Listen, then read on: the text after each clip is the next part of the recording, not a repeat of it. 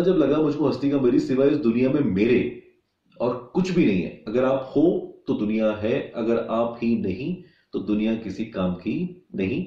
तो मेरी आपसे बस इतना सा ही कहना है, बहुत छोटी सी बात है, कि अपने आप को समझो, अपने ऊपर ध्यान दो। दुनिया के बारे में ज्यादा प्रोजेक्शन लेने की लोग क्या कह रहे हैं उसको मत समझो, अपने ऊपर ध्यान दो। दुनिया का सबसे बड़ा रोग क्या कहेंगे लोग। बहुत पॉजिटिव वाइब्स आएंगे आई एम श्योर मेरे सब्सक्राइबर को ये सब सुन के। सो थैंक्स अ लॉट भैया for being a part of my vlog. और अब हम बात करेंगे फर्स्ट राइट से, अगर उनके पास टाइम है तो, क्योंकि वो अभी एडिटिंग में अपनी बिजी है बहुत। तो अभी मैं उनसे रिक्वेस्ट करूंगा कि वो प्लीज यहाँ पर आए और अपने व्यूज शेयर करें आप लोगों के साथ। Good morning, my dear friends. Welcome back to First Rides, and you're watching Fayaz, your host. और अब मैं हूँ देहरादून में। So guys now I am with Sultan bhai, जिनके चैनल का नाम है फर्स्ट राइड्स, और ये भी मुझे बहुत इंस्पायर करते हैं। He is the owner of Benelli TNT 600i। आपको नहीं पता भैया, but I am a huge fan of Benelli bike. अब आपसे मैं बेनेली से रिलेटेड क्वेश्चन पूछूंगा, क्योंकि जो बेनेली के ओनर्स हैं वो भी बेनेली की उतनी तारीफ नहीं करते हैं। According to them the bike is quite heavy, उसका जो वेट प्रोपोर्शन है वो आगे की फ्रंट की साइड बहुत ज्यादा है, तो वो लोग कहते हैं ये बाइक टूरिंग के लिए अच्छी नहीं है। But he is proving everyone wrong. ये ऑल इंडिया राइड पे है एंड ये बेनेली से ही ऑल इंडिया राइड अपनी कंप्लीट करना चाह रहे हैं और कर रहे हैं। सो भैया अपना एक्सपीरियंस शेयर करिए बेनेली बाइक के साथ। पहली बात तो सुल्तान का सलाम। And when it comes to Benelli 600i, see, you can actually go ahead and take it out anywhere, any terrain, any way you want, and that bike has proven to be one of the best bikes that I've actually ridden till date. मेरे पास सारे kind of super bikes थे आज तक के। Suzuki Hayabusa हो गया, आपका intruder हो गया, आई हैड अ फंड्यूरो दैट इज अ BMW का, I had a Z800 and God knows how many other bikes I had. So I am a big fan of two-wheelers basically. And in terms of choosing the right bike, see, what I was actually looking at is, first I need a bike that can actually do daily commuting for me without any hustle. वो चल रहा था.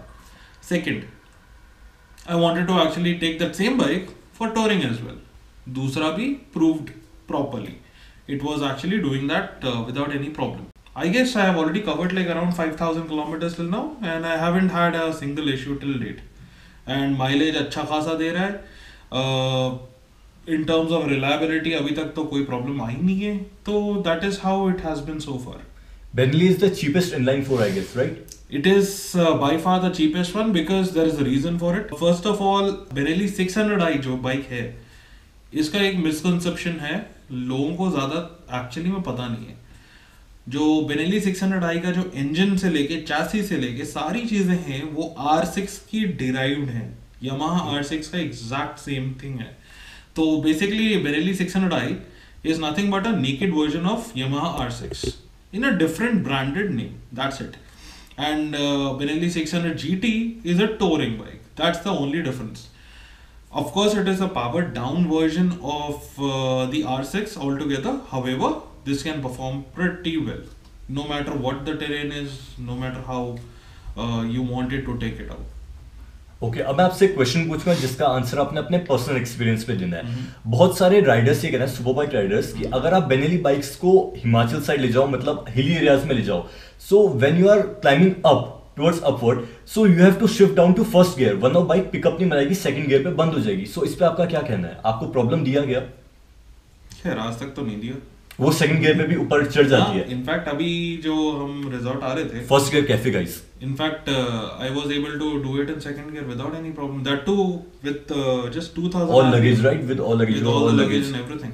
क्योंकि मुझे बहुत सारे Riders ने बोला कि जो बेनेली का अप टू 5000 RPM है वो ड्यूक 390 के इक्वल है। तो क्या आप इस पॉइंट को सही? नहीं, not really. See, when it comes to the initial torque all the way till the midline, that is around about 4000 to 5000 RPM, it is designed to deliver power in a linear fashion. Okay. So it will give you a power wherein it will be controllable. Okay. That is designed for city. It is not aggressive means up to 5000. No, it is not at all.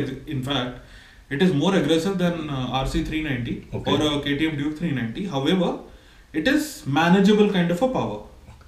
अगर आप Z800 लेते हो for example, और अगर आपने हल्का से भी एक्स्ट्रा थ्रॉटल दिया तो वहां पे पावर व्हीली होती है। Okay. बेनेली 600i में नहीं होती। बेनेली 600i की जो पावर डिलीवरी है वो starts at 8500 RPM, wherein it actually will pull you back while you're riding, no matter what position you're in. So basically, it is like a very, very powerful but controllable power that you're getting. See, windshield is effective only after 150-160 kilometers per hour in order to protect you from having a wind blast at that kind of a speed. And basically क्या होता है कि आप ऐसे position में रहते हो तो विंड आपके चेहरे पे गिर रहा है, तो आपका नेक जो है ना, neck is actually taking all your head का weight, so you are leaning forward, at the same time the wind is pushing you back. तो जो बैक के मसल्स होते हैं, बैक नेक के बैक के मसल्स होते हैं, तो they act like a spring. In order to avoid any kind of injuries on that muscle, what happens is you need a windscreen. However, you don't really do that kind of a speed anyways. Dehradun की roads पे तो बिल्कुल try मत करना 100 kilometre per hour. आपने ride किया होगा, आपको पता है कि देहरादून में ट्रैफिक भी है, रोड्स भी छोटी हैं, तो प्लीज गाइस कभी भी स्पीड लिमिट क्रॉस मत करना. Just ride with your proper riding experience, right? Yeah, correct. Whatever you have experienced in your life, only do that. जोश में आके होश मत खोना. जितने भी मोटो व्लॉगर्स हैं देहरादून के, उत्तराखंड के, आप उन्हें कुछ मैसेज देना चाहते हैं अगर तो? See, all no matter who is a motor vlogger or a biker or just a general viewer of YouTube, and you really like biking, just stay within your limits in terms of whatever you do. At the same time, explore your limits. Understand these words. Stay within your limits, but explore those limits. कि कहाँ तक आपका limitation है. उससे ज़्यादा भी मत करो, कम भी मत करो. That's what I would say. और बहुत सारे मोटो व्लॉगर्स ये बोलते हैं कि आपके पास बेनली 600 आई है, फकीरा भाई के पास अब 600 GT हो गई है, I am owner of KTM RC, मेरे फ्रेंड्स पे सुपर बाइक्स है, तो इसीलिए मेरे पास व्यूज आ जाते हैं. क्या आप इस चीज को एग्री करते हो कि अगर तुम्हारे पास सुपर बाइक्स है तभी तुम्हारे पास व्यूज आएंगे? नहीं. When it comes to YouTube का फंडा ये है कि एक व्यूअर्स होते हैं कि सिर्फ बाइक देखने आते हैं, वो लोग सब्सक्राइब नहीं करते. राइट. अगर मैं फॉर एग्जाम्पल मैं नाम नहीं लूंगा, बट कुछ मोटो ब्लॉगर्स हैं जो दूसरी सुपर बाइक्स दिखाएंगे, उनको लोग सब्सक्राइब करेंगे जस्ट टू सी दो super bikes, but not his bike और नॉट हिम. तो see when it comes to super bikes और whatever bike it is, there are people who are actually riding scooters and gaining 100,000 plus subscribers.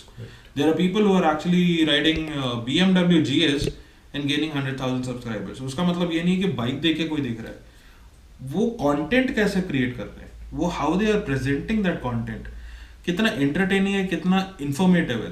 Basically आप YouTube क्यों देखते हो बताओ? Some watch it for entertainment, some watch it for information. ठीक है, एक होता है आपका एजुकेशन एंड इंफॉर्मेशन और एक होता है एंटरटेनमेंट. बिल्कुल, इन दोनों के अलावा और कोई थर्ड ऑप्शन नहीं रहता. बिल्कुल, अगर ये दोनों मिक्स कर दिया जाए तो कंटेंट अच्छा हुआ. बिल्कुल. और अगर मैंने सिर्फ सुपर बाइक लेके आगे खड़ा कर देता हूँ, इसका मतलब ये तो नहीं है कि सब्सक्राइबर मतलब कोई भी व्यूअर जो है वो सब्सक्राइब करेगा, नहीं करेगा. What happens is how do you present your story, how do you entertain people, eight the same time how do you inform them. और कुछ लोग होते हैं कि नए बच्चे होते हैं who want to actually start riding. They want to know how do we actually start riding, how is that guy actually riding, look at the way he is riding. तो वो इंस्पिरेशन वाली बात ही नहीं होती, but at the same time you are basically teaching people and doing stuff at the same time. So being a YouTuber is a very very responsible role that you play in your life, because आपके 1000 followers होंगे, 10,000 होंगे, लाख होंगे, करोड़ होंगे, वो सारे जब देख रहे हैं आपको, तो वो लोग सारे आपसे इंस्पिरेशन ले रहे हैं. एट द सेम टाइम आप उनको लेसन्स दे रहे हो. डायरेक्टली और indirectly you are actually telling them what to do, what not to do. So you have to be very responsible when it comes to YouTube altogether. So this is for those who are actually YouTubers in Dehradun and all those things. So when it comes to riders, new riders, सबको देख के inspire मत होना. Just know who is right, what they are actually doing, look at their experience, look at their background. ऐसे क्योंकि बहुत सारे लोग ऐसे भी होते हैं कि नया बाइक खरीद लिया, मोटो व्लॉग शुरू कर लिया और ज्ञान बांटने लग गए. वो ज्ञान नहीं होता.